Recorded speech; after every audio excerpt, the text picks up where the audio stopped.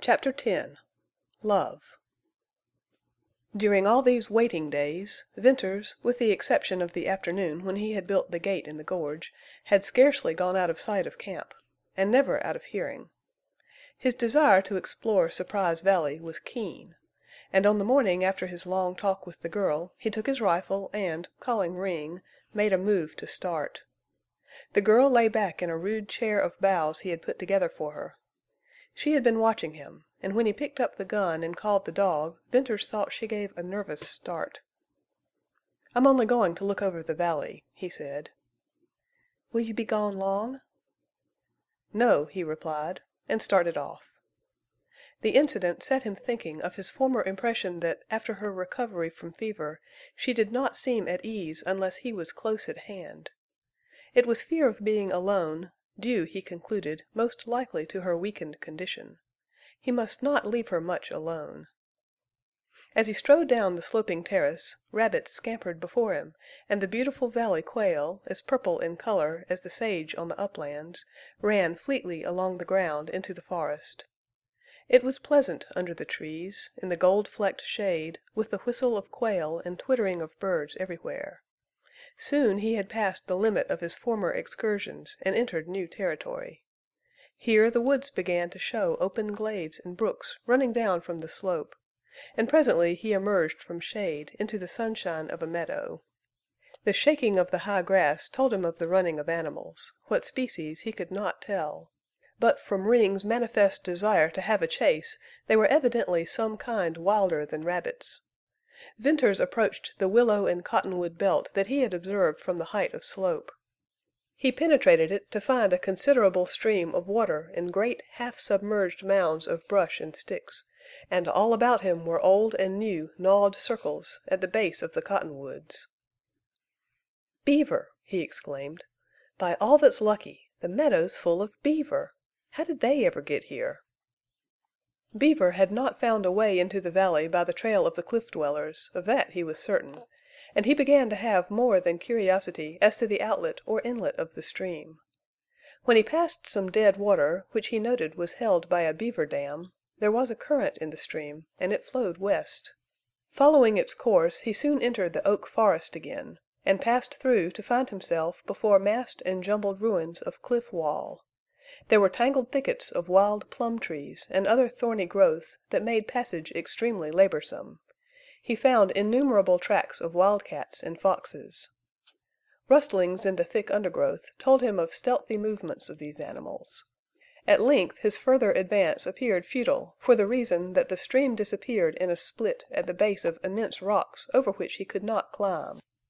To his relief, he concluded that though beaver might work their way up the narrow chasm where the water rushed, it would be impossible for men to enter the valley there.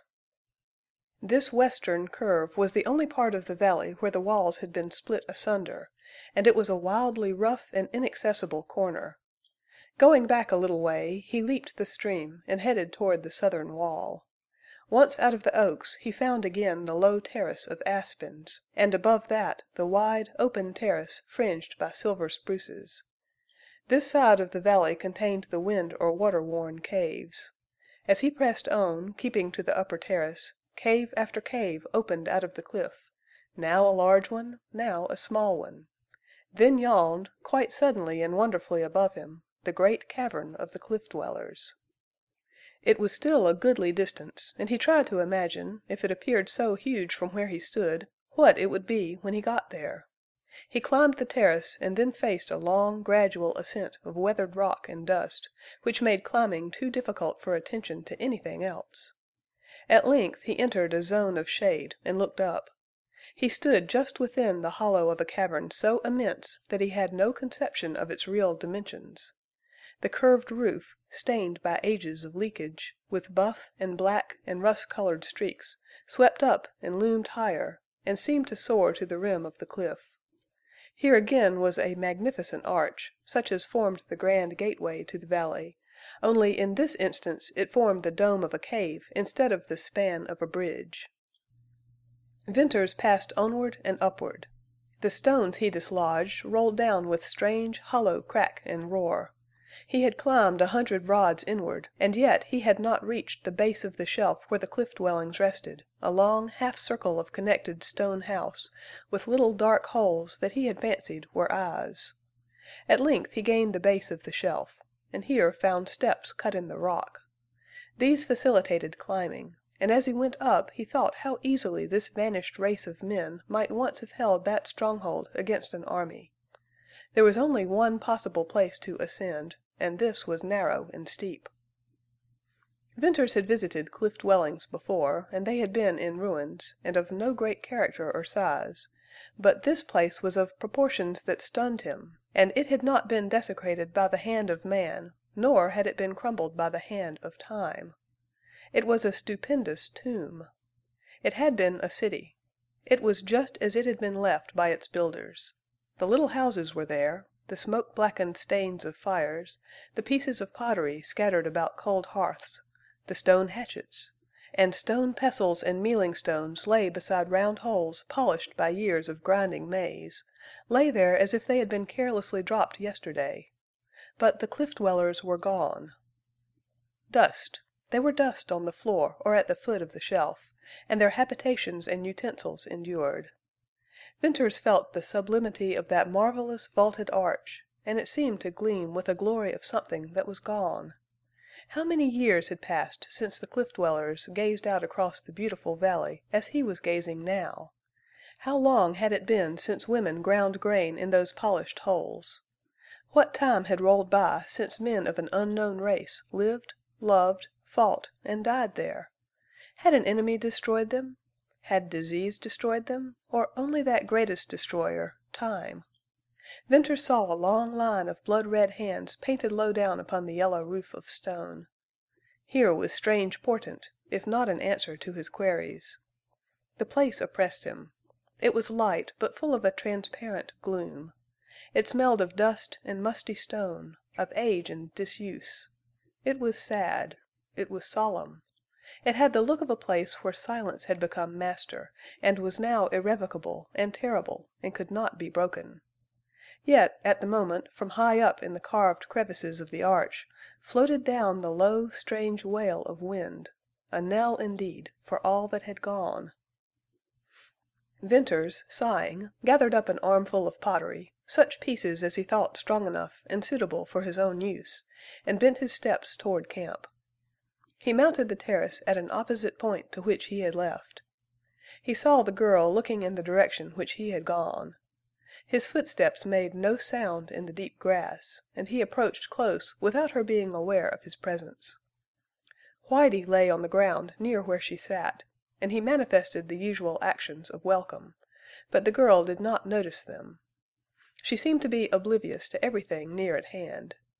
She made a pathetic figure drooping there, with her sunny hair contrasting so markedly with her white, wasted cheeks, and her hands listlessly clasped, and her little bare feet propped in the framework of the rude seat. Venters could have sworn and laughed in one breath at the idea of the connection between this girl and Oldring's Masked Rider. She was the victim of more than accident of fate, a victim to some deep plot, the mystery of which burned him.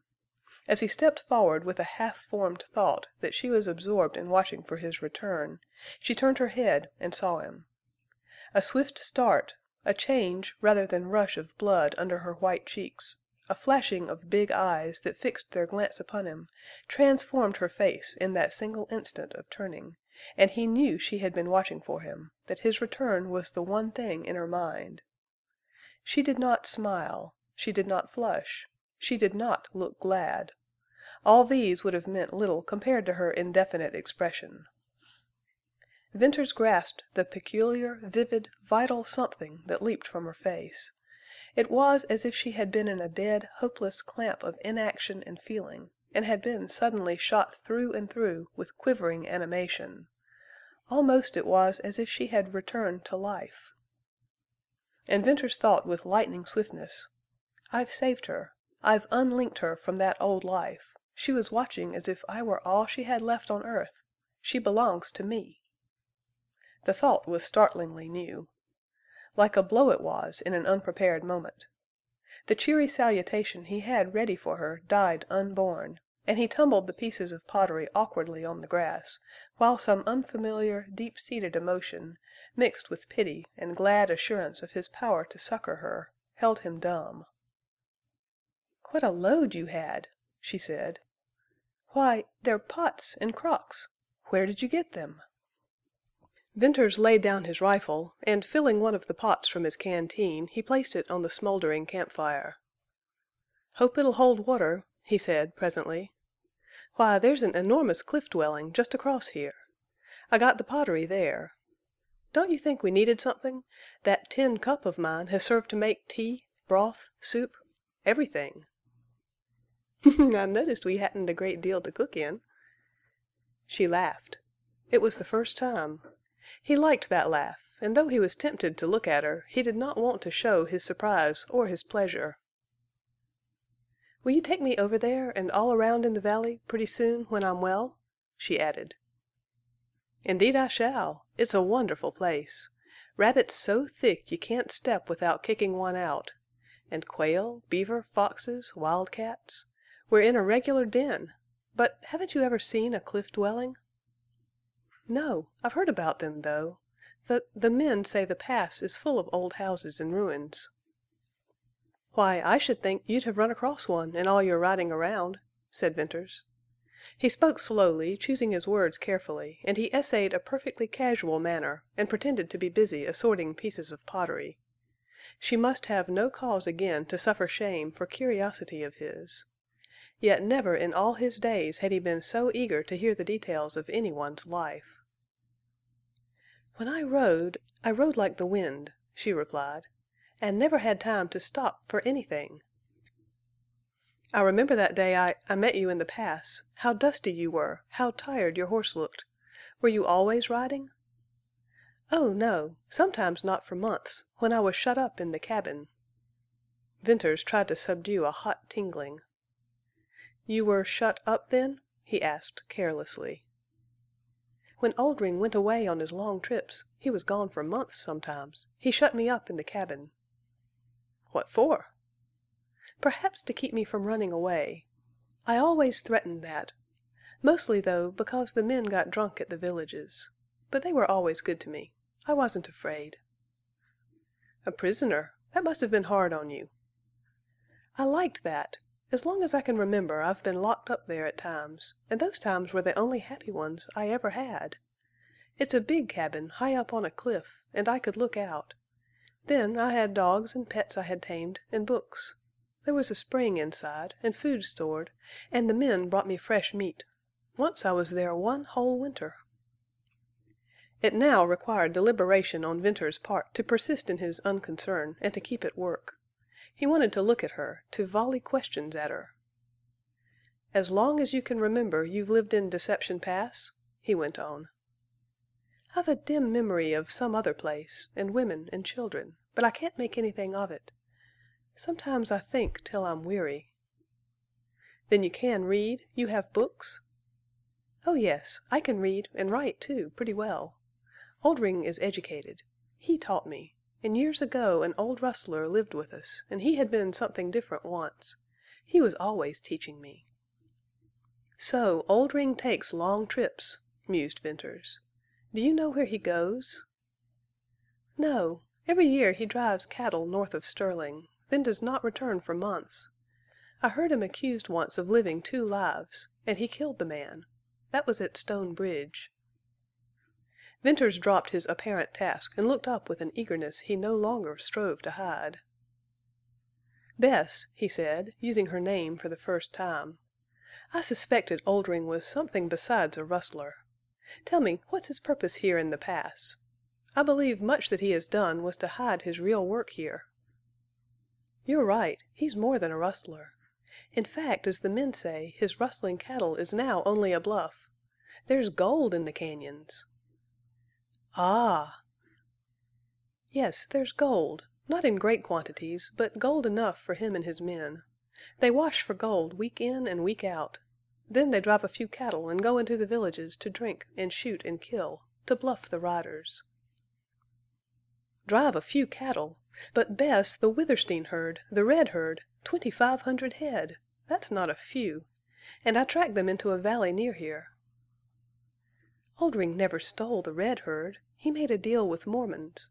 The riders were to be called in, and Oldring was to drive the herd and keep it till a certain time—I won't know when—then drive it back to the range. What his share was I didn't hear." "Did you hear why that deal was made?" queried Venters. "No. But it was a trick of Mormons. They're full of tricks. I've heard Oldring's men tell about Mormons. Maybe the Withersteen woman wasn't minding her halter. I saw the man who made the deal. He was a little queer-shaped man, all humped up. He sat his horse well. I heard one of our men say afterward there was no better rider on the sage than this fellow. What was the name? I forget." "Jerry Card?" suggested Venters. "That's it. I remember. It's a name easy to remember. And Jerry Card appeared to be on fair terms with Oldring's men." "I shouldn't wonder," replied Venters, thoughtfully. Verification of his suspicions in regard to Tull's underhand work—for the deal with Oldring made by Jerry Card assuredly had its inception in the Mormon elder's brain and had been accomplished through his orders—revived in Venters a memory of hatred that had been smothered by press of other emotions. Only a few days had elapsed since the hour of his encounter with Tull, yet they had been forgotten and now seemed far off, and the interval one that now appeared large and profound with incalculable change in his feelings. Hatred of Tull still existed in his heart, but it had lost its white heat. His affection for Jane Withersteen had not changed in the least. Nevertheless, he seemed to view it from another angle and see it as another thing—what, he could not exactly define. The recalling of these two feelings was to Venters like getting glimpses into a self that was gone, and the wonder of them, perhaps the change which was too elusive for him, was the fact that a strange irritation accompanied the memory and a desire to dismiss it from mind. And straightway he did dismiss it, to return to thoughts of his significant present. "Bess, tell me one more thing," he said. "Haven't you known any women, any young people?" "Sometimes there were women with the men, but Oldring never let me know them. And all the young people I ever saw in my life was when I rode fast through the villages." Perhaps that was the most puzzling and thought-provoking thing she had yet said to Venters. He pondered, more curious the more he learned, but he curbed his inquisitive desires, for he saw her shrinking on the verge of that shame, the causing of which had occasioned him such self-reproach. He would ask no more. Still he had to think, and he found it difficult to think clearly. This sad-eyed girl was so utterly different from what it would have been reason to believe such a remarkable life would have made her.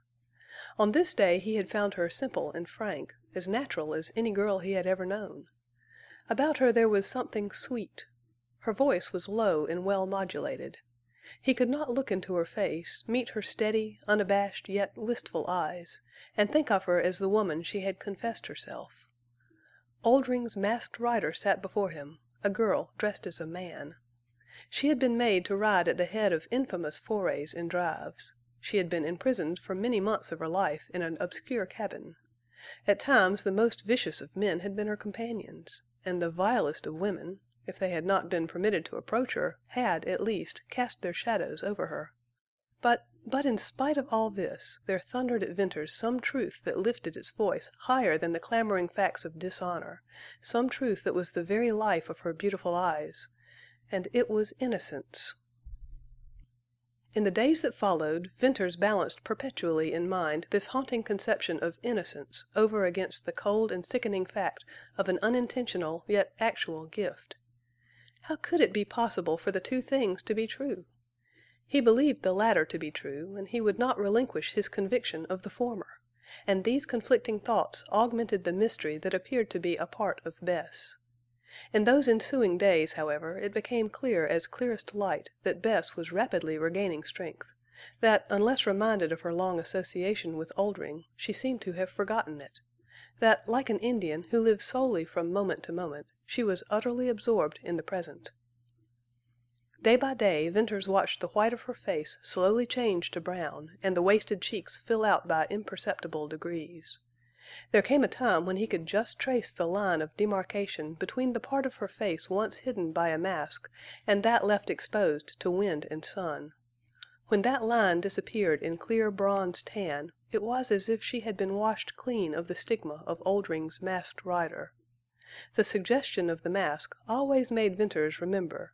Now that it was gone, he seldom thought of her past. Occasionally he tried to piece together the several stages of strange experience and to make a whole. He had shot a masked outlaw the very sight of whom had been ill omened to riders. He had carried off a wounded woman whose bloody lips quivered in prayer. He had nursed what seemed a frail, shrunken boy. And now he watched a girl whose face had become strangely sweet, whose dark blue eyes were ever upon him without boldness, without shyness, but with a steady, grave, and growing light. Many times Venters found the clear gaze embarrassing to him, yet, like wine, it had an exhilarating effect. What did she think when she looked at him so? Almost he believed she had no thought at all. All about her and the present there in Surprise Valley, and the dim yet subtly impending future, fascinated Venters and made him thoughtful as all his lonely vigils in the sage had not. Chiefly it was the present that he wished to dwell upon, but it was the call of the future which stirred him to action. No idea had he of what that future had in store for Bess and him. He began to think of improving Surprise Valley as a place to live in, for there was no telling how long they would be compelled to stay there. Venters stubbornly resisted the entering into his mind of an insistent thought that, clearly realized, might have made it plain to him that he did not want to leave Surprise Valley at all. But it was imperative that he consider practical matters, and whether or not he was destined to stay long there, he felt the immediate need of a change of diet. It would be necessary for him to go farther afield for a variety of meat, and also that he soon visit Cottonwoods for a supply of food. It occurred again to Venters that he could go to the cañon where Oldring kept his cattle, and at little risk he could pack out some beef. He wished to do this, however, without letting Bess know of it till after he had made the trip. Presently he hit upon the plan of going while she was asleep. That very night he stole out of camp, climbed up under the stone bridge, and entered the outlet to the pass. The gorge was full of luminous gloom. Balancing Rock loomed dark and leaned over the pale descent. Transformed in the shadowy light, it took shape and dimensions of a spectral god waiting for the moment to hurl himself down upon the tottering walls and close forever the outlet to Deception Pass. At night, more than by day, Venters felt something fearful and fateful in that rock, and that it had leaned and waited through 1,000 years to have somehow to deal with his destiny. "Old man, if you must roll, wait till I get back to the girl, and then roll," he said aloud, as if the stones were indeed a god. And those spoken words, in their grim note to his ear as well as contents to his mind, told Venters that he was all but drifting on a current which he had not power nor wish to stem. Venters exercised his usual care in the matter of hiding tracks from the outlet, yet it took him scarcely an hour to reach Oldring's cattle. Here sight of many calves changed his original intention, and instead of packing out meat, he decided to take a calf out alive. He roped one, securely tied its feet, and swung it over his shoulder.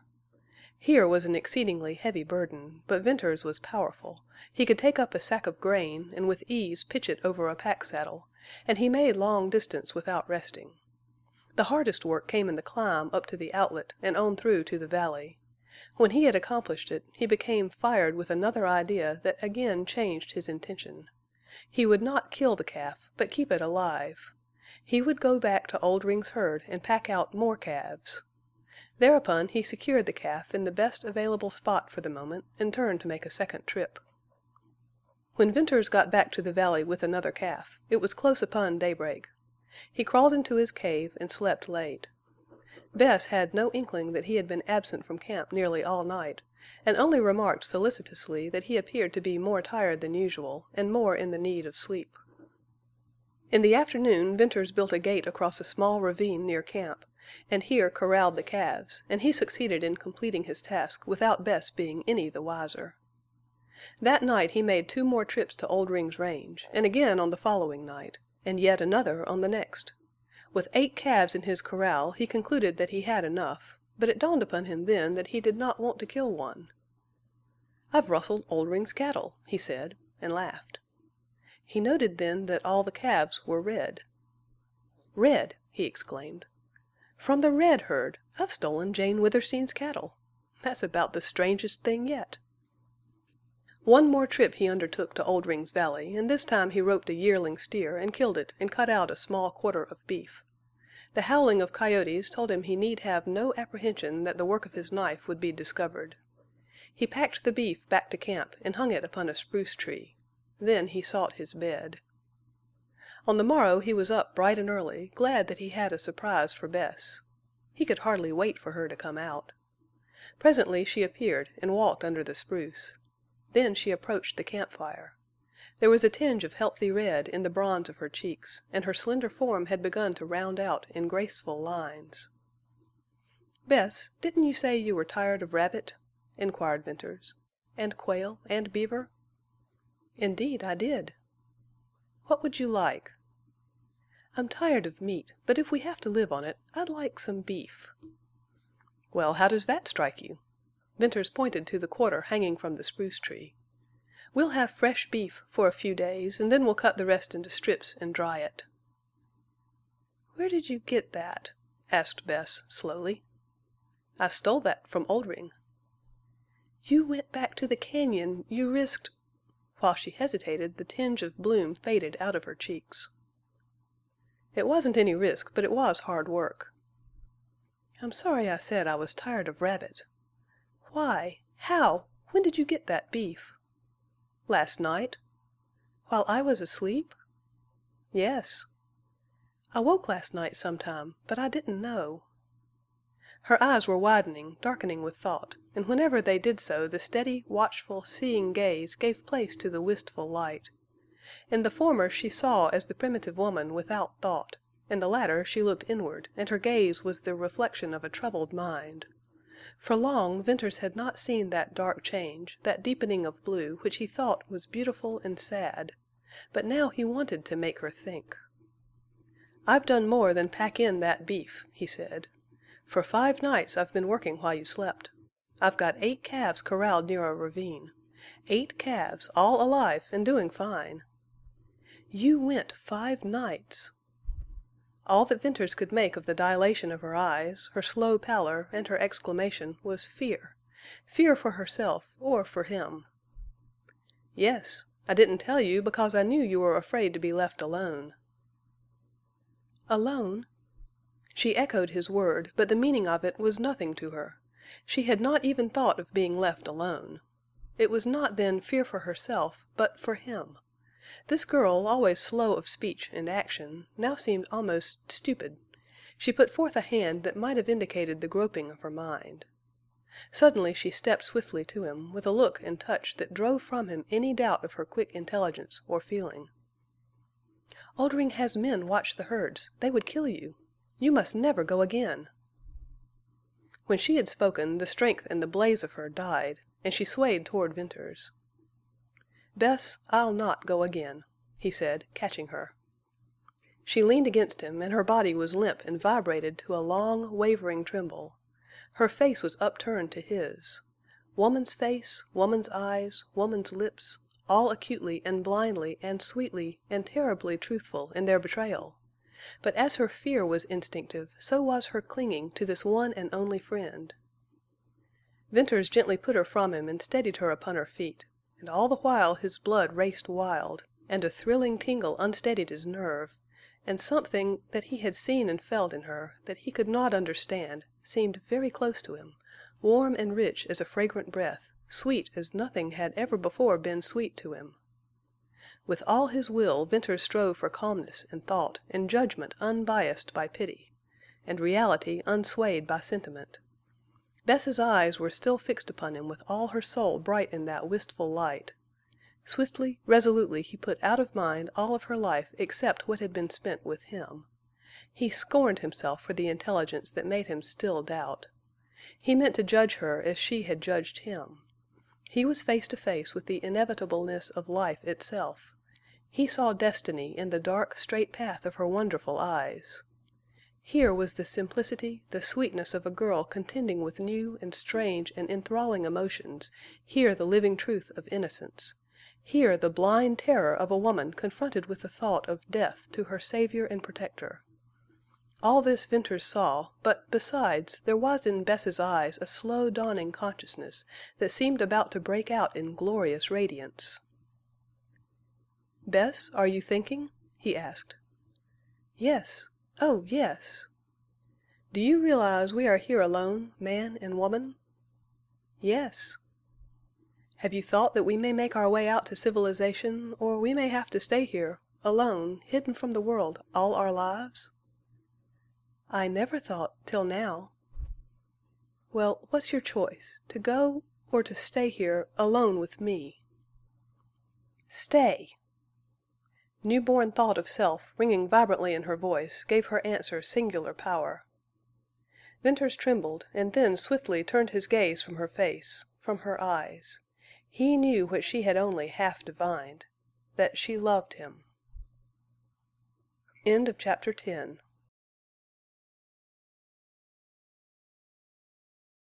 Chapter 11. Faith and Unfaith. At Jane Withersteen's home the promise made to Mrs. Larkin to care for little Fay had begun to be fulfilled. Like a gleam of sunlight through the cottonwoods was the coming of the child to the gloomy house of Withersteen. The big silent halls echoed with childish laughter.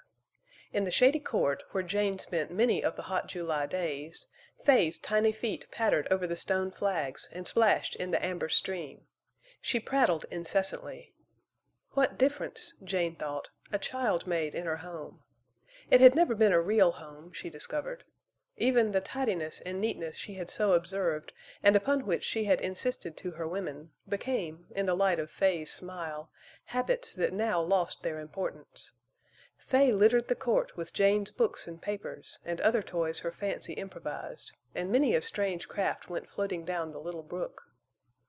And it was owing to Fay's presence that Jane Withersteen came to see more of Lassiter. The rider had, for the most part, kept to the sage. He rode for her, but he did not seek her except on business, and Jane had to acknowledge in pique that her overtures had been made in vain.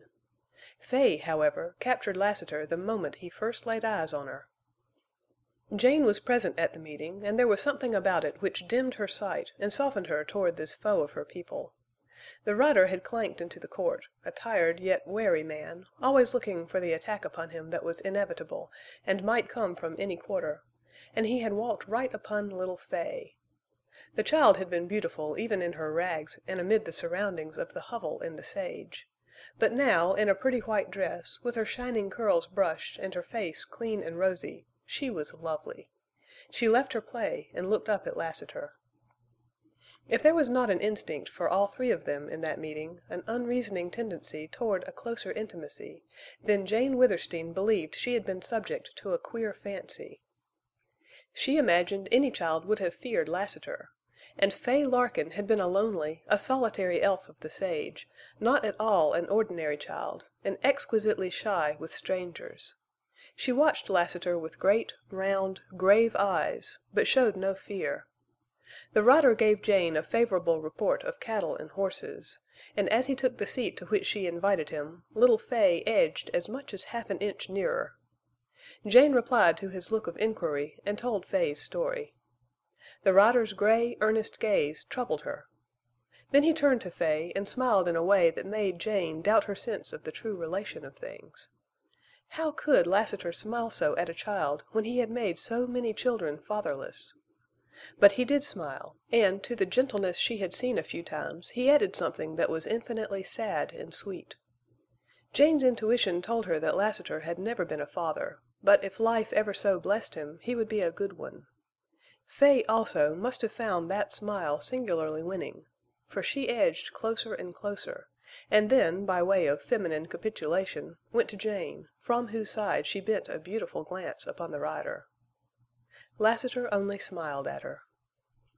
Jane watched them and realized that now was the moment she should seize if she was ever to win this man from his hatred. But the step was not easy to take. The more she saw of Lassiter, the more she respected him, and the greater her respect, the harder it became to lend herself to mere coquetry. Yet as she thought of her great motive, of Tull and of that other whose name she had schooled herself never to think of in connection with Milly Erne's avenger, she suddenly found she had no choice. and her creed gave her boldness far beyond the limit to which vanity would have led her.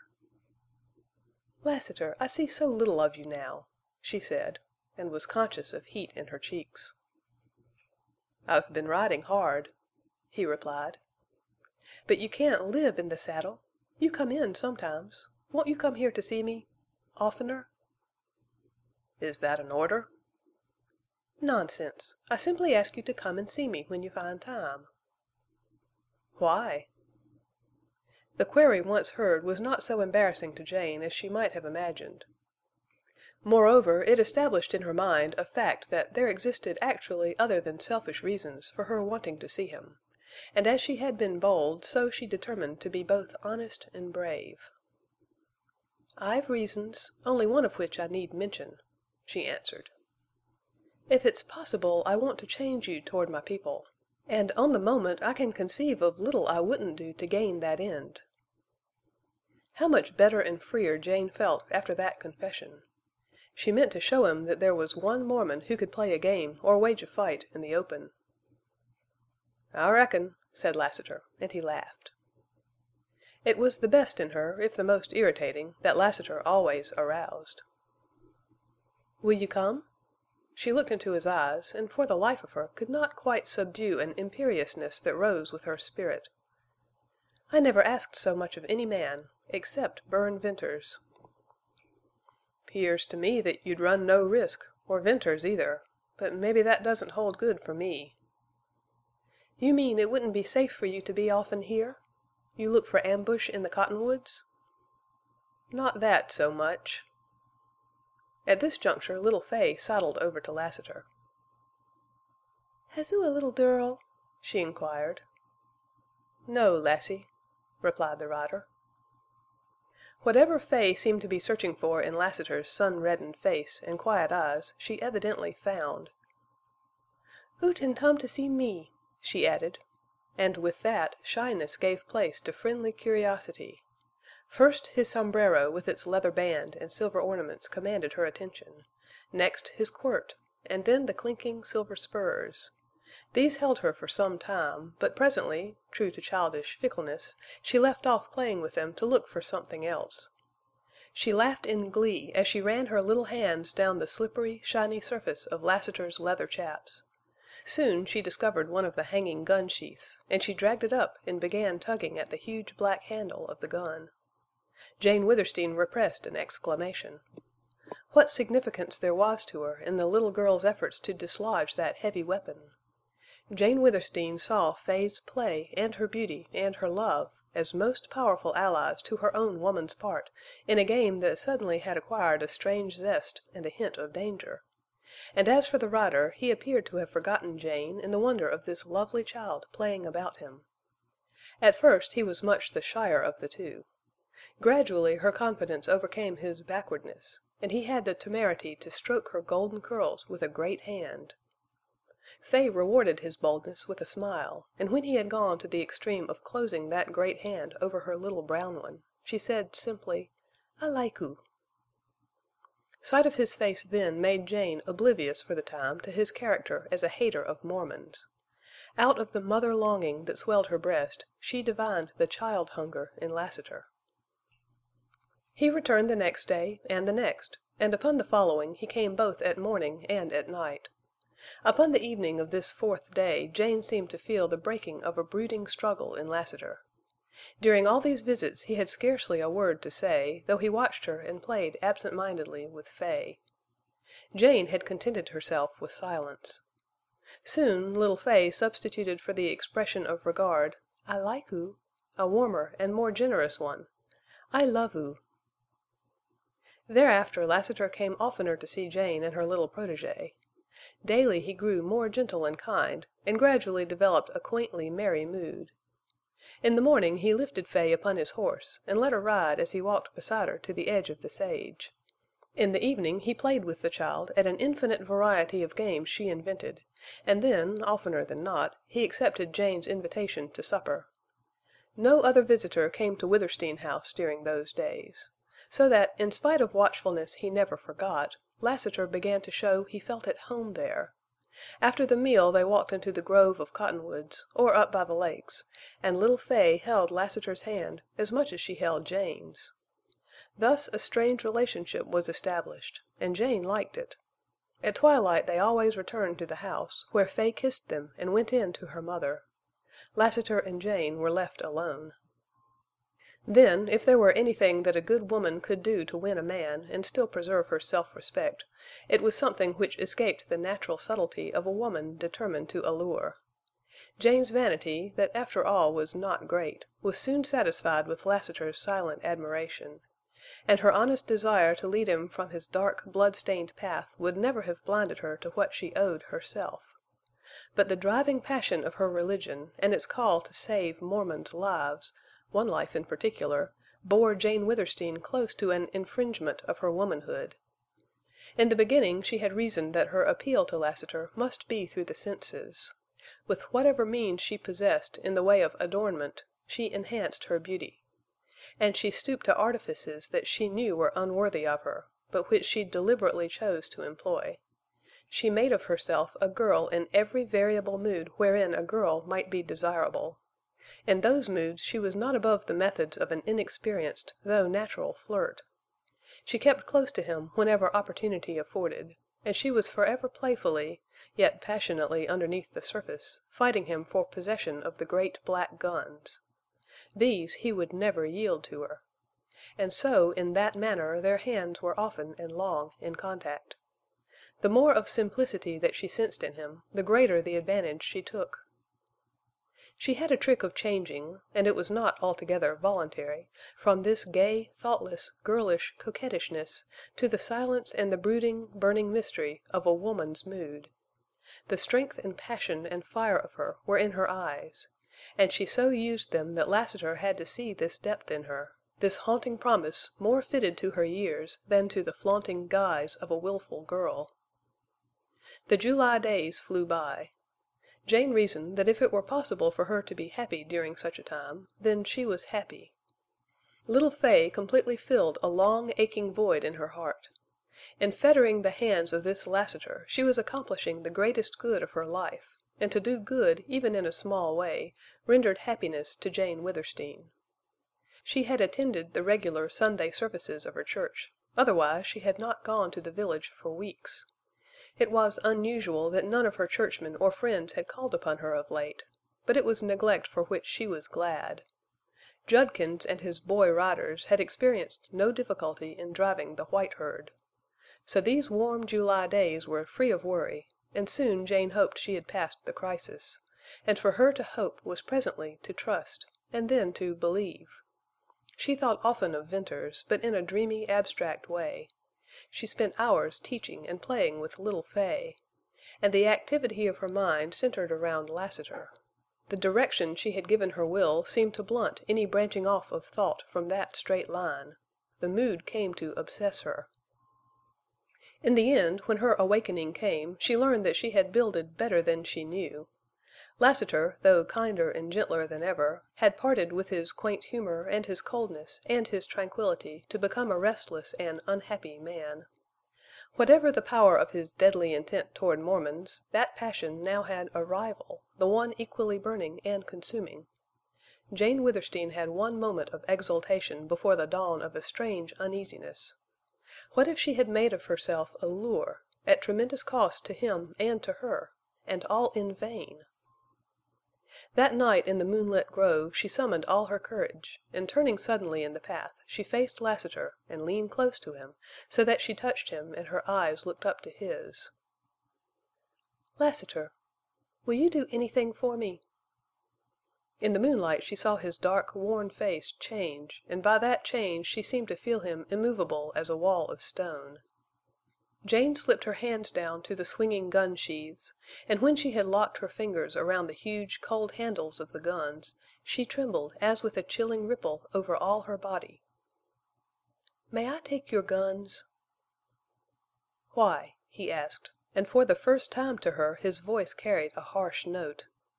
Jane felt his hard, strong hands close round her wrists. It was not wholly with intent that she leaned toward him, for the look of his eyes and the feel of his hands made her weak. "It's no trifle, no woman's whim. It's deep as my heart. Let me take them." "Why?" "I want to keep you from killing more men, Mormons. You must let me save you from more wickedness, more wanton bloodshed." Then the truth forced itself falteringly from her lips. "You must help me to keep my vow to Milly Erne. I swore to her, as she lay dying, that if ever any one came here to avenge her, I swore I would stay his hand. Perhaps I alone can save the man who... Oh, Lassiter! I feel that I can't change you, then soon you'll be out to kill, and you'll kill by instinct. And among the Mormons you kill will be the one who... Lassiter, if you care a little for me, for my sake, let me take your guns." As if her hands had been those of a child, he unclasped their clinging grip from the handles of his guns, and, pushing her away, he turned his gray face to her in one look of terrible realization, and then strode off into the shadows of the cottonwoods.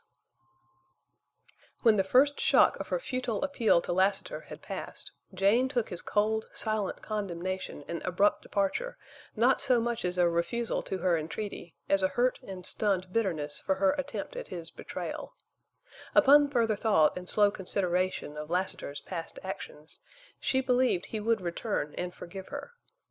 The man could not be hard to a woman, and she doubted that he could stay away from her. But at the point where she had hoped to find him vulnerable, she now began to fear he was proof against all persuasion. The iron and stone quality that she had early suspected in him had actually cropped out as an impregnable barrier.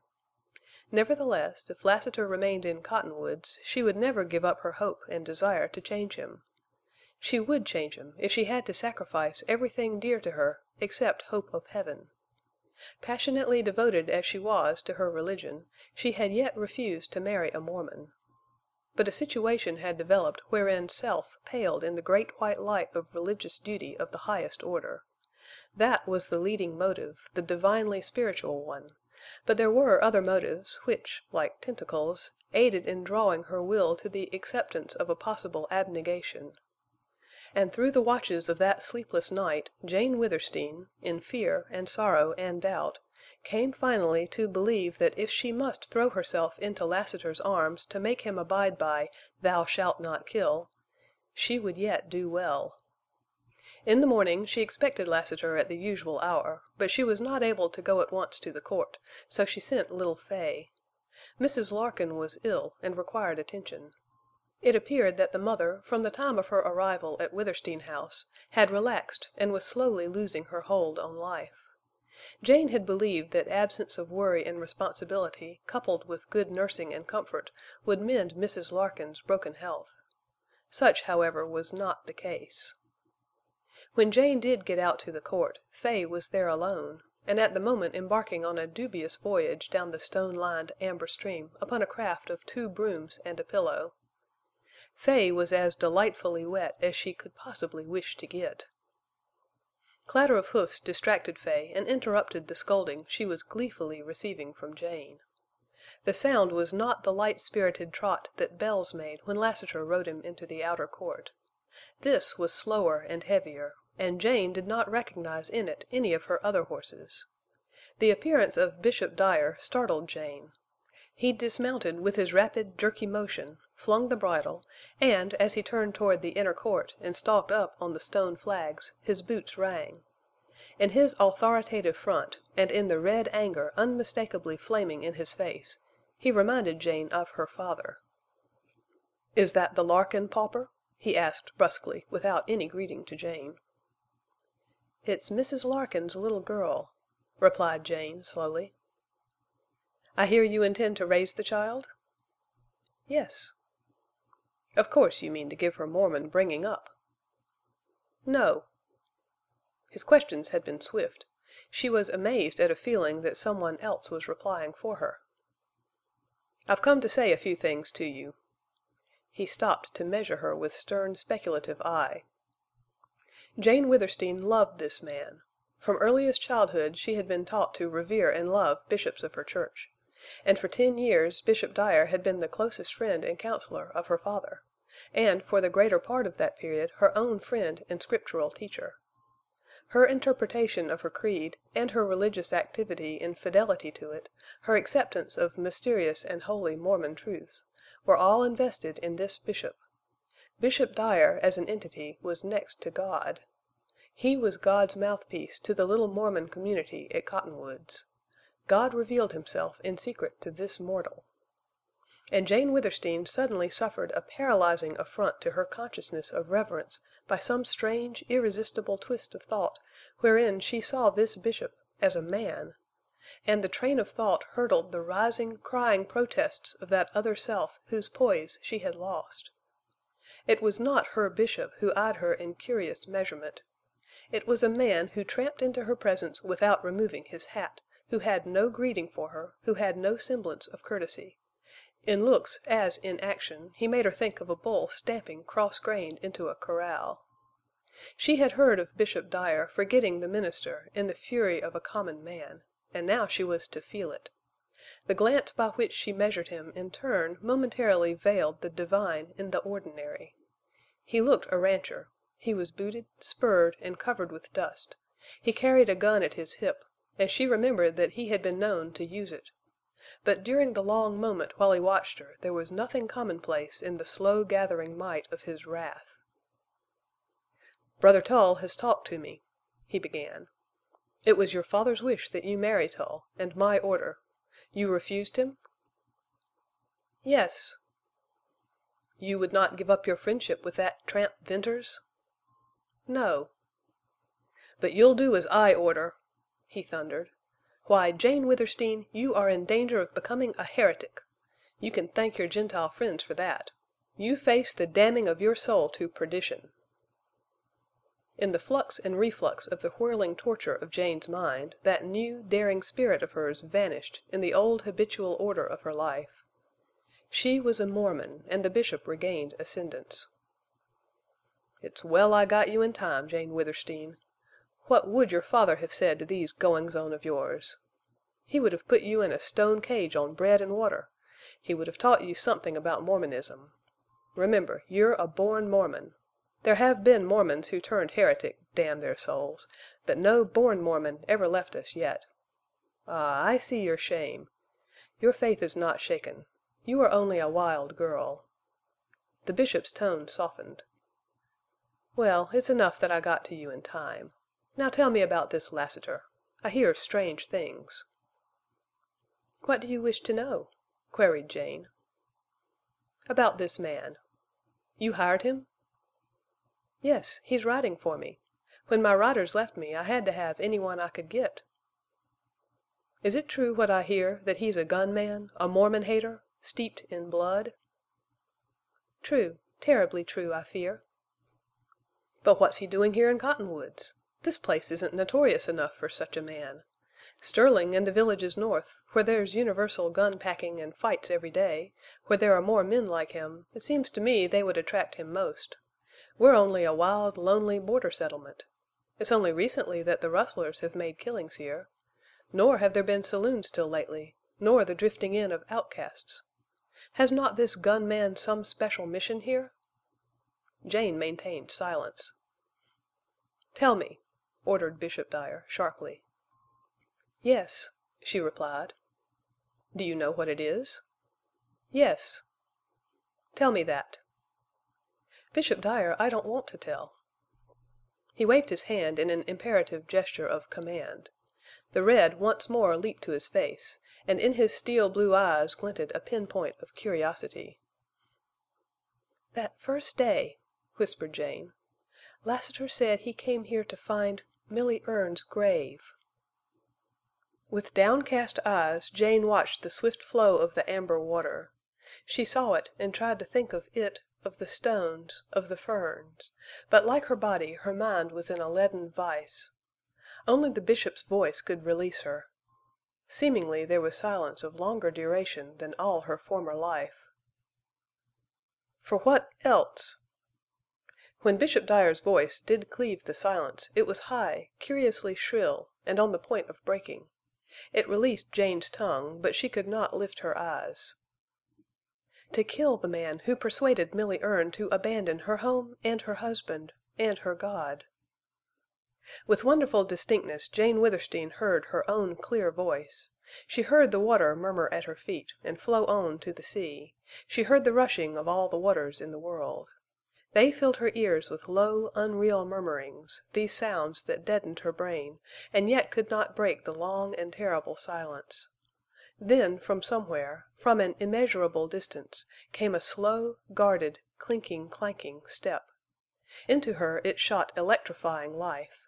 It released the weight upon her numbed eyelids. Lifting her eyes, she saw, ashen, shaken, stricken, not the Bishop, but the man. And beyond him, from round the corner, came that soft, silvery step. A long black boot with a gleaming spur swept into sight, and then Lassiter. Bishop Dyer did not see, did not hear. He stared at Jane in the throes of sudden revelation. "Ah, I understand!" he cried, in hoarse accents. "That's why you made love to this Lassiter—to bind his hands!"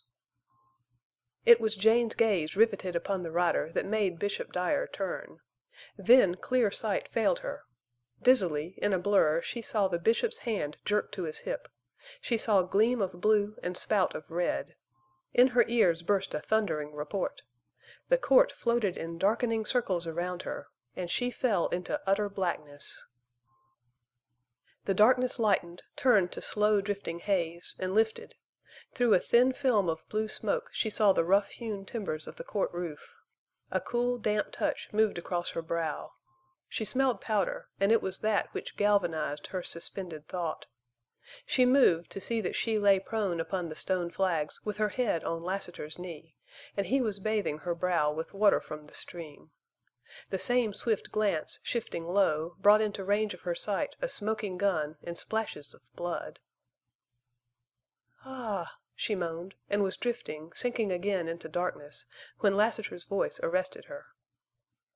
"It's all right, Jane. It's all right." "Did you kill him?" she whispered. "Who? That fat party who was here? No, I didn't kill him." "Oh, Lassiter!" "Say, it was queer for you to faint. I thought you were such a strong woman, not faintish like that. You're all right now, only some pale. I thought you'd never come to. But I'm awkward round women folks. I couldn't think of anythin'." "Lassiter! The gun there! The blood!" "So that's troublin' you. I reckon it needn't. You see, it was this way. I come round the house en' seen that fat party en' heard him talkin' loud. Then he seen me, en' very impolite, go straight for his gun. He oughtn't have tried to throw a gun on me, whatever his reason was. For that's meetin' me on my own grounds. I've seen runnin' molasses that was quicker'n him. Now I didn't know who he was, visitor or friend or relation of yours, though I seen he was a Mormon all over, en' I couldn't get serious about shootin'. So I winged him, put a bullet through his arm as he was pullin' at his gun. En' he dropped the gun there, en' a little blood. I told him he'd introduced himself sufficient, en' to please move out of my vicinity. En' he went."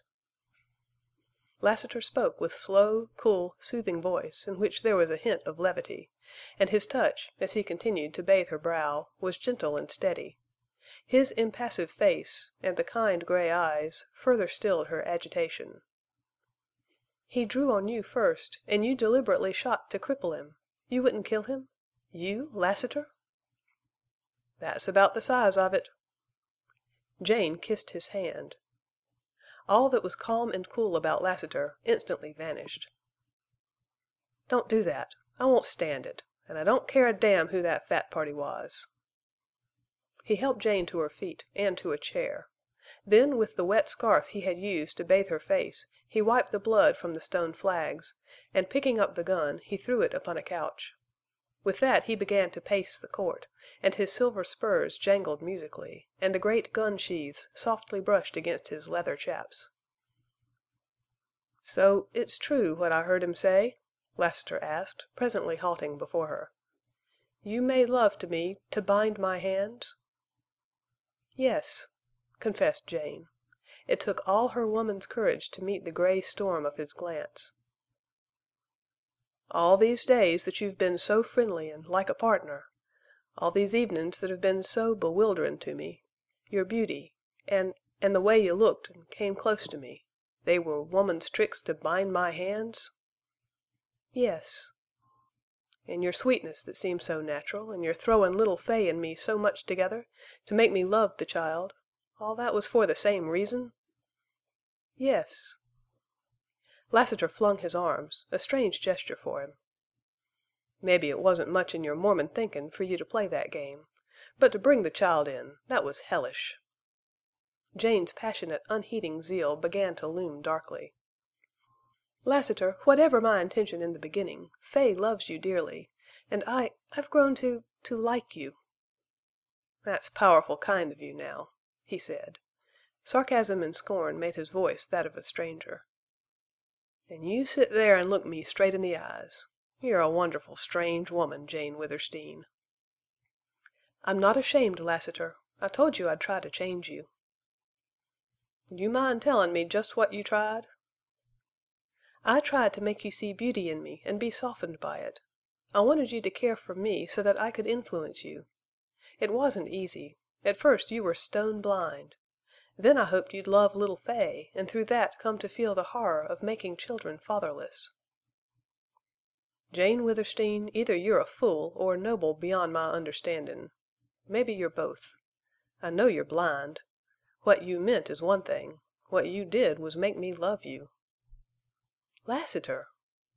"I reckon I'm a human bein', though I never loved any one but my sister, Milly Erne.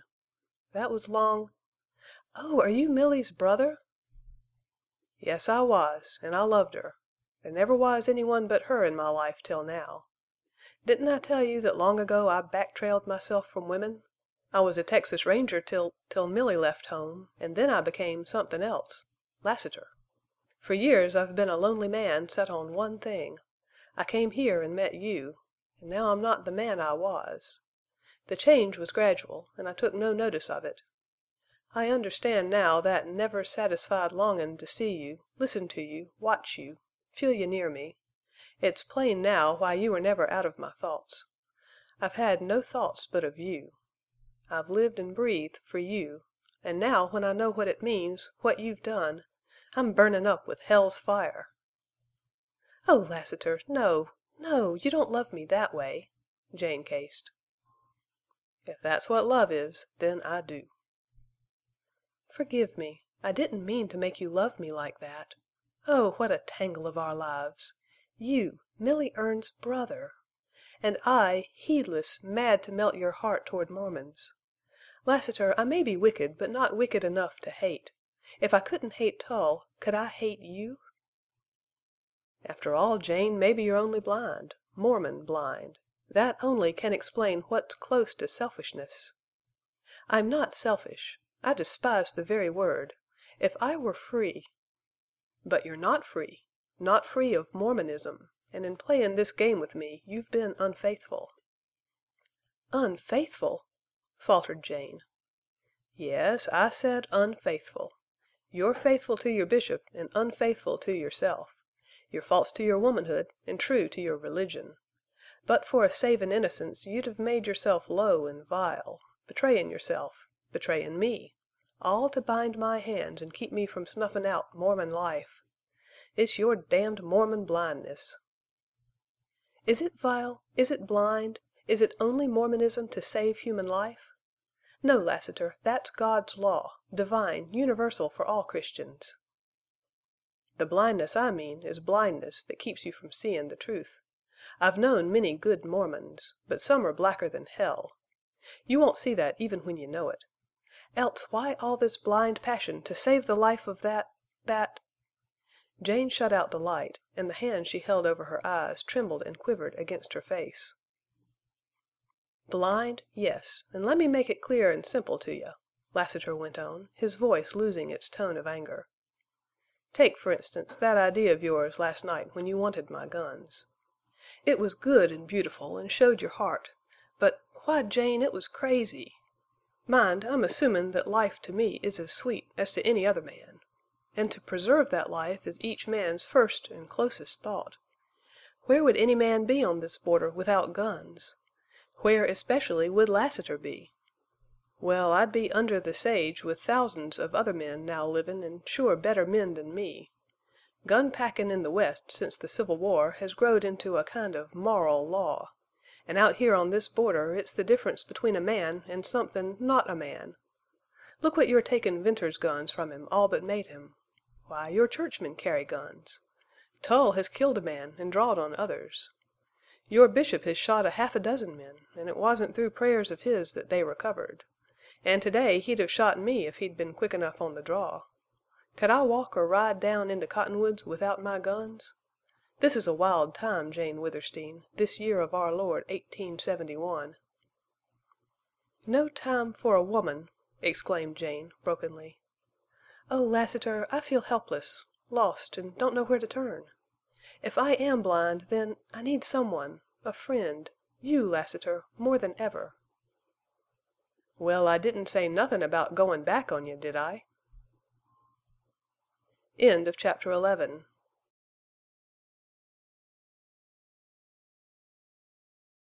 Chapter 12. The Invisible Hand. Jane received a letter from Bishop Dyer, not in his own handwriting, which stated that the abrupt termination of their interview had left him in some doubt as to her future conduct. A slight injury had incapacitated him from seeking another meeting at present, the letter went on to say, and ended with a request which was virtually a command that she call upon him at once. The reading of the letter acquainted Jane Withersteen with the fact that something within her had all but changed. She sent no reply to Bishop Dyer, nor did she go to see him. On Sunday she remained absent from the service, for the second time in years, and though she did not actually suffer, there was a deadlock of feelings deep within her, and the waiting for a balance to fall on either side was almost as bad as suffering. She had a gloomy expectancy of untoward circumstances, and with it a keen-edged curiosity to watch developments. She had a half-formed conviction that her future conduct, as related to her churchmen, was beyond her control and would be governed by their attitude toward her. Something was changing in her, forming, waiting for decision to make it a real and fixed thing. She had told Lassiter that she felt helpless and lost in the fateful tangle of their lives, and now she feared that she was approaching the same chaotic condition of mind in regard to her religion. It appalled her to find that she questioned phases of that religion. Absolute faith had been her serenity.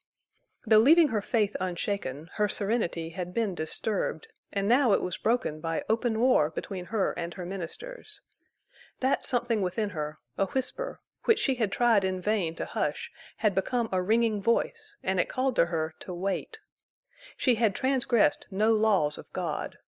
Her churchmen, however invested with the power and the glory of a wonderful creed, however they sat in inexorable judgment of her, must now practice toward her the simple, common, Christian virtue they professed to preach, "Do unto others as you would have others do unto you." Jane Withersteen, waiting in darkness of mind, remained faithful still.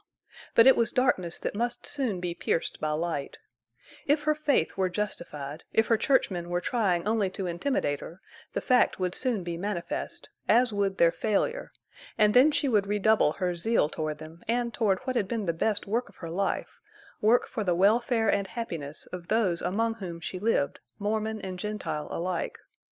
If that secret intangible power closed its toils round her again, if that great invisible hand moved here and there and everywhere, slowly paralyzing her with its mystery and its inconceivable sway over her affairs, then she would know beyond doubt that it was not chance, nor jealousy, nor intimidation, nor ministerial wrath at her revolt, but a cold and calculating policy thought out long before she was born. A dark, immutable will of whose empire she and all that was hers was but an atom. Then might come her ruin. Then might come her fall into black storm. Yet she would rise again, and to the light. God would be merciful to a driven woman who had lost her way. A week passed. Little Fay played and prattled and pulled at Lassiter's big black guns. The rider came to Withersteen House oftener than ever. Jane saw a change in him, though it did not relate to his kindness and gentleness. He was quieter and more thoughtful. While playing with Fay or conversing with Jane, he seemed to be possessed of another self that watched with cool, roving eyes, that listened listened always, as if the murmuring amber stream brought messages, and the moving leaves whispered something. Lassiter never rode Bells into the court any more, nor did he come by the lane or the paths. When he appeared, it was suddenly and noiselessly out of the dark shadow of the grove. "I left Bells out in the sage," he said, one day at the end of that week. "I must carry water to him." "Why not let him drink at the trough, or here?" asked Jane, quickly. "I reckon it'd be safer for me to slip through the grove. I've been watched when I rode in from the sage." "Watched? By whom?" "By a man who thought he was well hid. But my eyes are pretty sharp. And Jane," he went on, almost in a whisper, "I reckon it'd be a good idea for us to talk low. You're spied on here by your women." "Lassiter!" she whispered in turn. "That's hard to believe. My women love me." "What of that?" he asked. "Of course they love you. But they're Mormon women." Jane's old rebellious loyalty clashed with her doubt.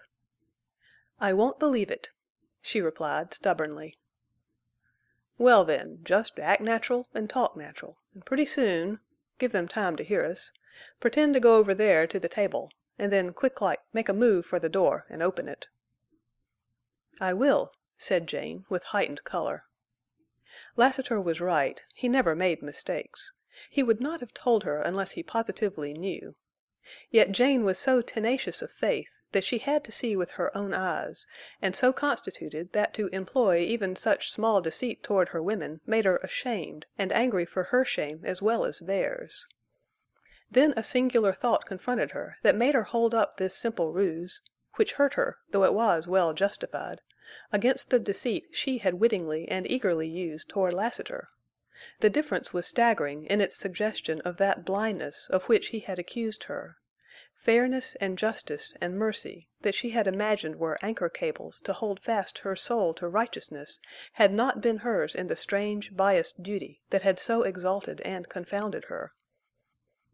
Presently Jane began to act her little part, to laugh and play with Fay, to talk of horses and cattle to Lassiter.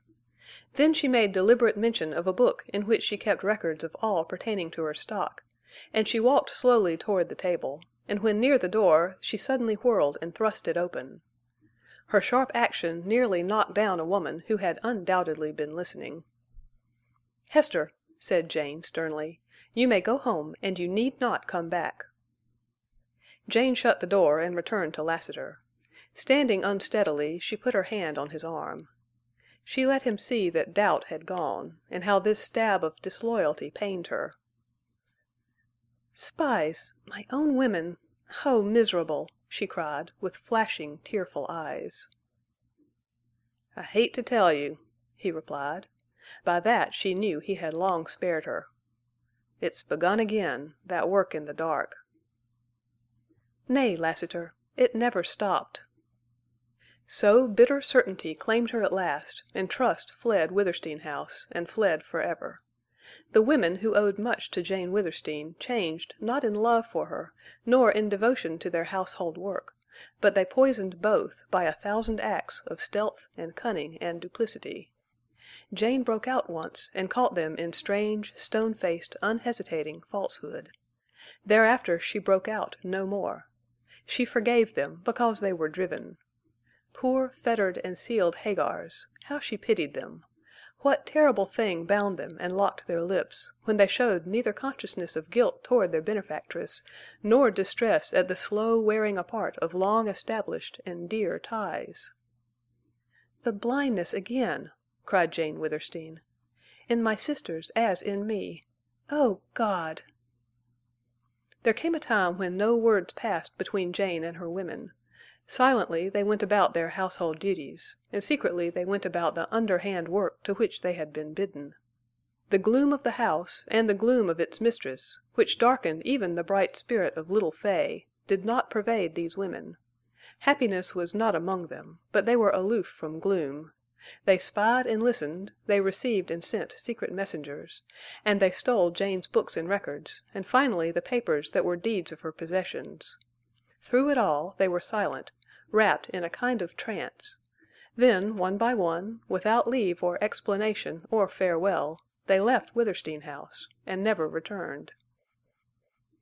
Coincident with this disappearance, Jane's gardeners and workers in the alfalfa fields and stablemen quit her, not even asking for their wages.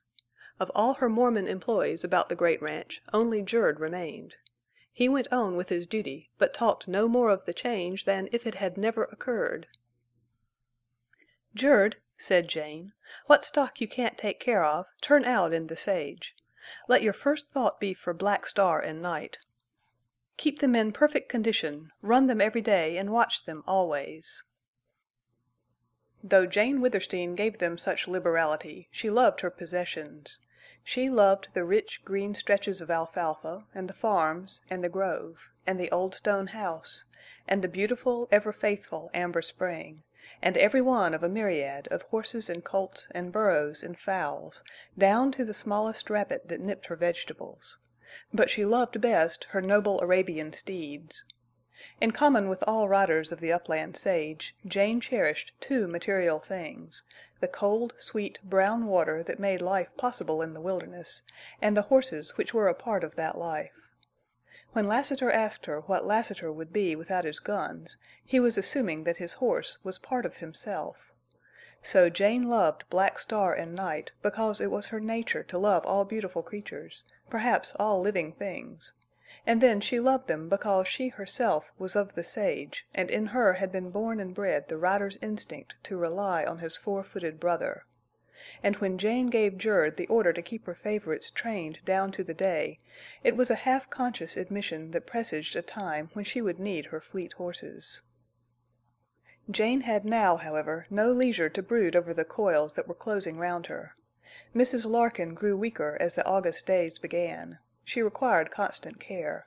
There was little Fay to look after, and such household work as was imperative. Lassiter put Bells in the stable with the other racers, and directed his efforts to a closer attendance upon Jane. She welcomed the change.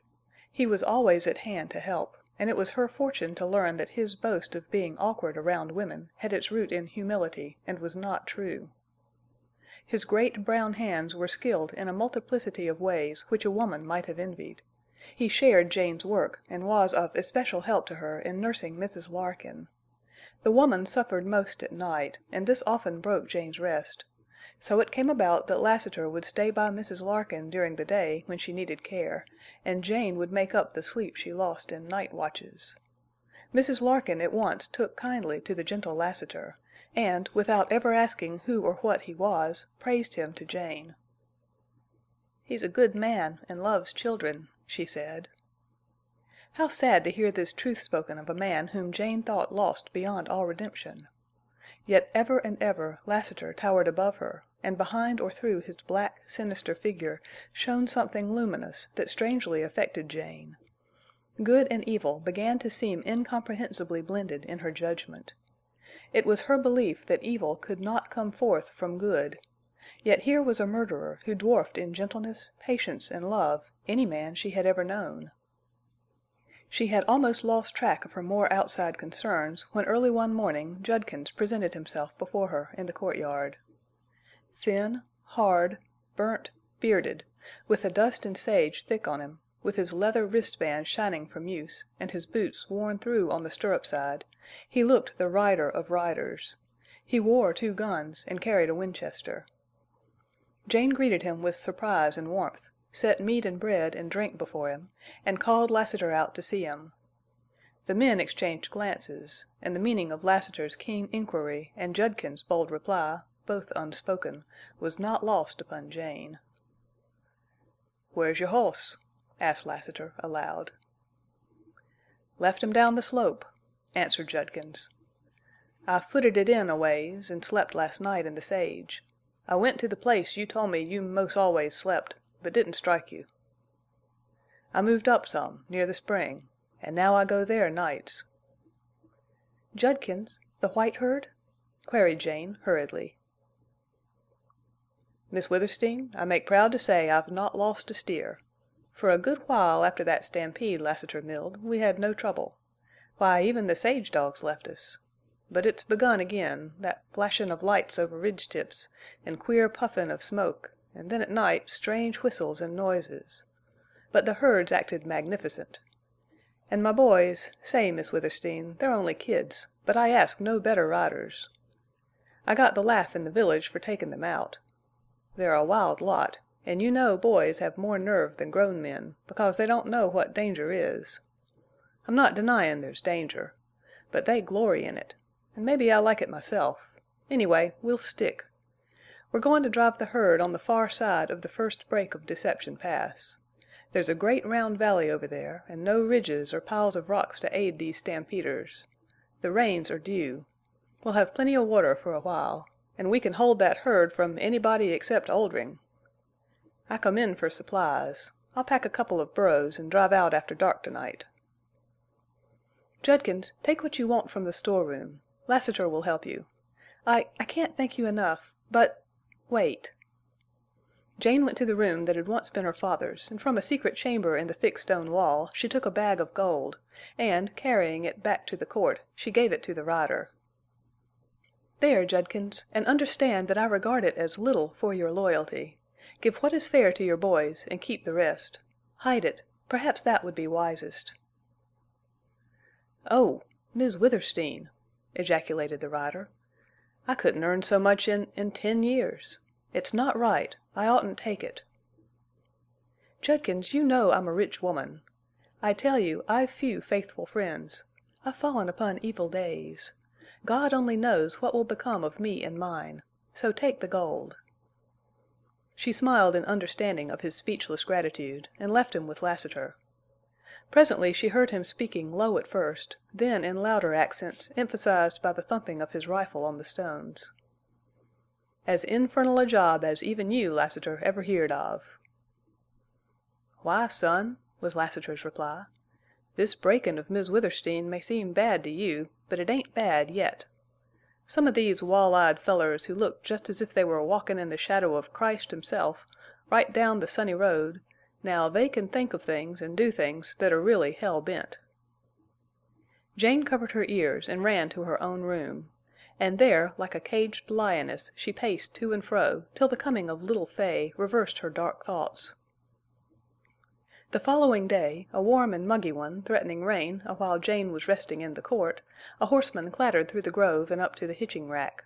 He leaped off and approached Jane with the manner of a man determined to execute difficult mission, yet fearful of its reception.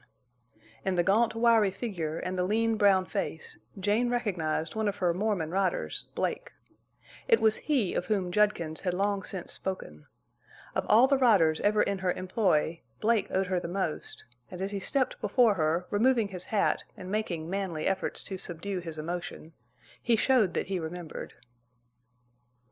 "Miss Withersteen, Mother's dead," he said. "Oh, Blake!" exclaimed Jane, and she could say no more. "She died free from pain in the end, and she's buried, resting at last, thank God. I've come to ride for you again, if you'll have me. Don't think I mentioned Mother to get your sympathy. When she was living and your riders quit, I had to also. I was afraid of what might be done—said to her. Miss Withersteen, we can't talk of what's going on now." "Blake, do you know?" "I know a great deal. You understand my lips are shut. But without explanation or excuse I offer my services. I'm a Mormon, I hope a good one. But there are some things— It's no use, Miss Withersteen. I can't say any more what I'd like to. But will you take me back?" "Blake, you know what it means?" "I don't care. I'm sick of—I'll show you a Mormon who'll be true to you." "But, Blake, how terribly you might suffer for that." "Maybe. Aren't you suffering now?" "God knows, indeed I am." "Miss Withersteen, it's a liberty on my part to speak so, but I know you pretty well—know you'll never give in. I wouldn't, if I were you. And I must—something makes me tell you the worst is yet to come. That's all. I absolutely can't say more. Will you take me back, let me ride for you, show everybody what I mean?" "Blake, it makes me happy to hear you. How my riders hurt me when they quit." Jane felt the hot tears well to her eyes and splash down upon her hands. "I thought so much of them, tried so hard to be good to them, and not one was true. You've made it easy to forgive. Perhaps many of them really feel as you do, but dare not return to me. Still, Blake, I hesitate to take you back. Yet I want you so much." "Do it, then. If you're going to make your life a lesson to Mormon women, let me make mine a lesson to the men. Right is right. I believe in you, and here's my life to prove it." "You hint it may mean your life," said Jane, breathless and low. "We won't speak of that. I want to come back. I want to do what every rider aches in his secret heart to do for you. Miss Withersteen, I hoped it'd not be necessary to tell you that my mother on her deathbed told me to have courage. She knew how the thing galled me. She told me to come back. Will you take me?" "God bless you, Blake! Yes, I'll take you back. And will you accept gold from me?" "Miss Withersteen!" "I just gave Judkins a bag of gold. I'll give you one. If you will not take it, you must not come back. You might ride for me a few months, weeks, days till the storm breaks. Then you'd have nothing and be in disgrace with your people. We'll forearm you against poverty and me against endless regret. I'll give you gold which you can hide till some future time." "Well, if it pleases you," replied Blake. "But you know I never thought of pay. Now, Miss Withersteen, one thing more. I want to see this man Lassiter. Is he here?" "Yes, but Blake, what—need you see him? Why?" asked Jane, instantly worried. "I can speak to him, tell him about you." "That won't do. I've got to tell him myself. Where is he?"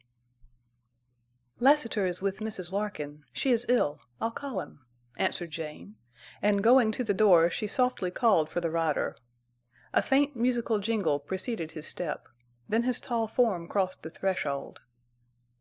"Lassiter, here's Blake, an old rider of mine. He has come back to me, and he wishes to speak to you." Blake's brown face turned exceedingly pale. "Yes, I had to speak to you," he said, swiftly. "My name's Blake. I'm a Mormon and a rider. Lately I quit Miss Withersteen. I've come to beg her to take me back. Now, I don't know you, but I know what you are. So I've this to say to your face. It would never occur to this woman to imagine, let alone suspect me to be a spy. She couldn't think it might just be a low plot to come here and shoot you in the back. Jane Withersteen hasn't that kind of a mind. Well, I've not come for that. I want to help her, to pull a bridle along with Judkins and you. The thing is, do you believe me?" "I reckon I do," replied Lassiter. How this slow, cool speech contrasted with Blake's hot, impulsive words. "You might have saved some of your breath. See here, Blake, cinch this in your mind. Lassiter has met some square Mormons. And maybe—" "Blake," interrupted Jane, nervously anxious to terminate a colloquy that she perceived was an ordeal for him. "Go at once and fetch me a report of my horses." "Miss Withersteen, you mean the big drove down in the sage-cleared fields?" "Of course," replied Jane. "My horses are all there, except the blooded stock I keep here." "Haven't you heard, then?" "Heard? No. What's happened to them?"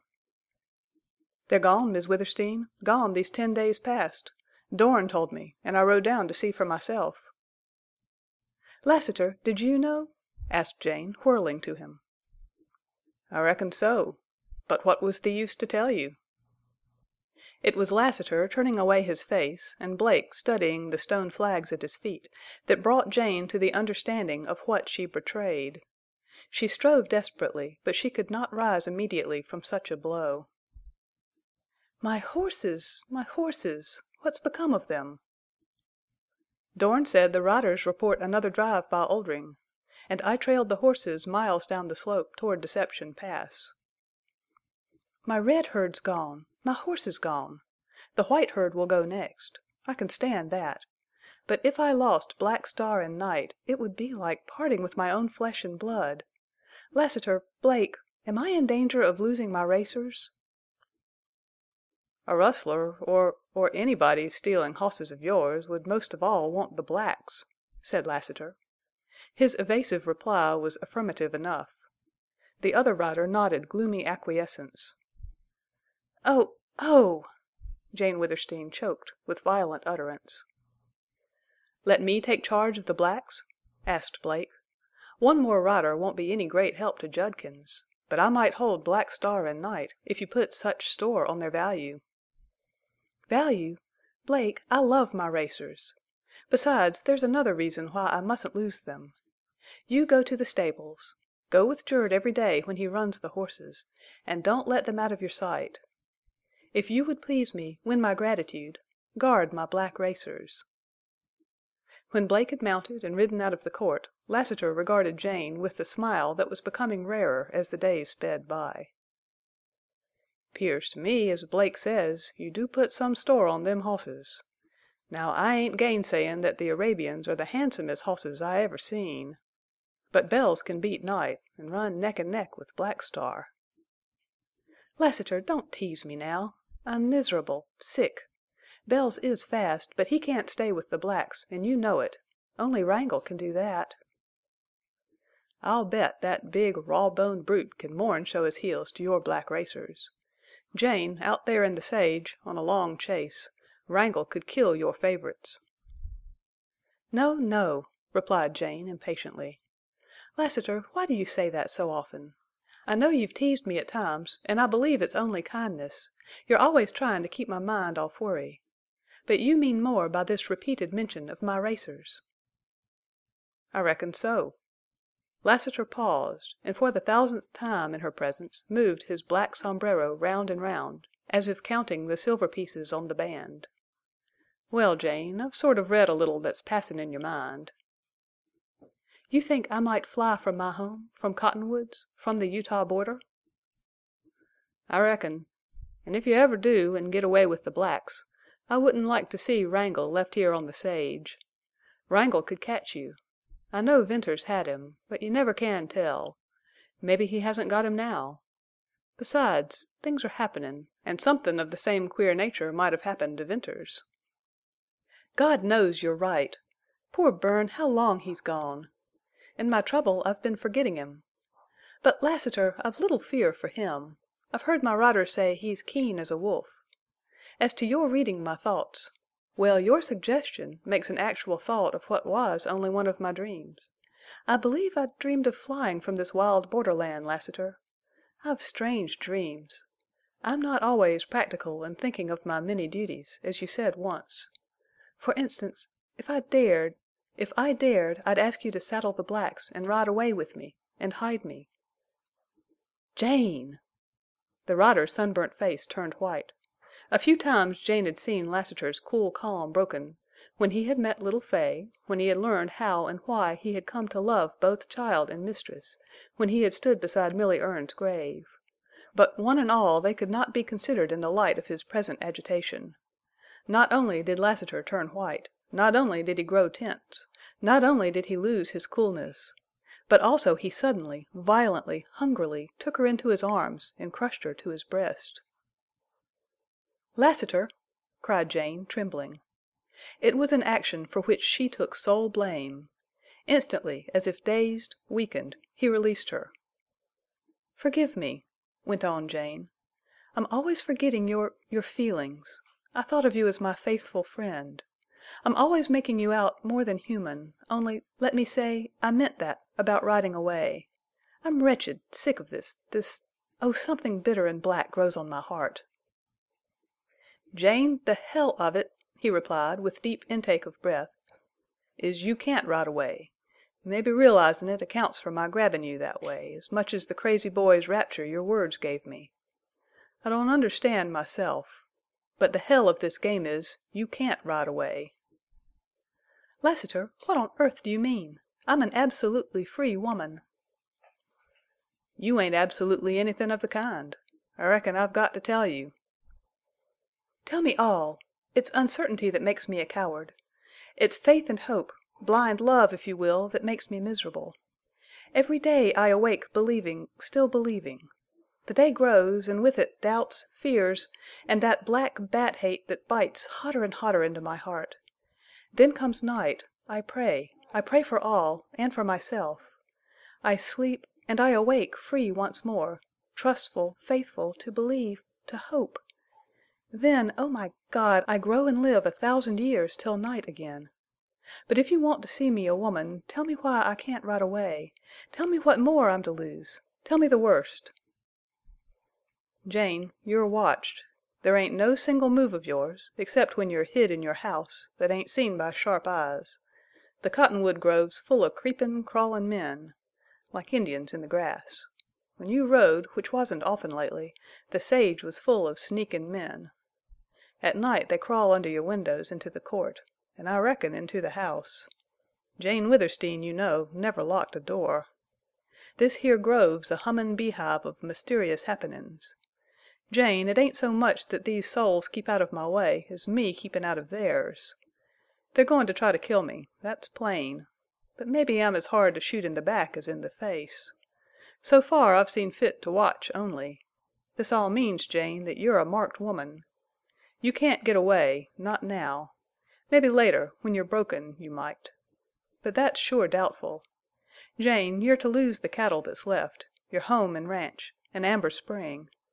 You can't even hide a sack of gold. For it couldn't be slipped out of the house day or night and hid or buried, let alone be rid off with. You may lose all. I'm tellin' you, Jane, hopin' to prepare you if the worst does come. I told you once before about that strange power I've got to feel things." "Lassiter, what can I do?" "Nothin', I reckon, except know what's comin' and wait and be game. If you'd let me make a call on Tull, and a long-deferred call on—" "Hush! Hush!" she whispered. "Well, even that wouldn't help you any in the end." "What does it mean? Oh, what does it mean? I am my father's daughter, a Mormon, yet I can't see. I've not failed in religion, in duty. For years I've given with a free and full heart. When my father died I was rich. If I'm still rich, it's because I couldn't find enough ways to become poor. What am I, what are my possessions to set in motion such intensity of secret oppression?" "Jane, the mind behind it all is an empire builder." "But, Lassiter, I would give freely, all I own, to avert this wretched thing. If I gave, that would leave me with faith still.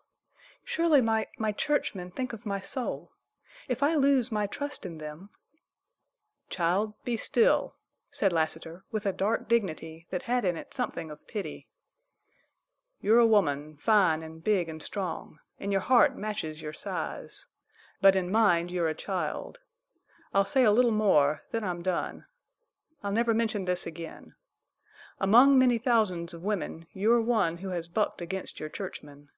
They tried you out and failed of persuasion and finally of threats. You meet now the cold steel of a will as far from Christ-like as the universe is wide. You're to be broken. Your body's to be held, given to some man, made, if possible, to bring children into the world. But your soul? What do they care for your soul?" End of Chapter 12.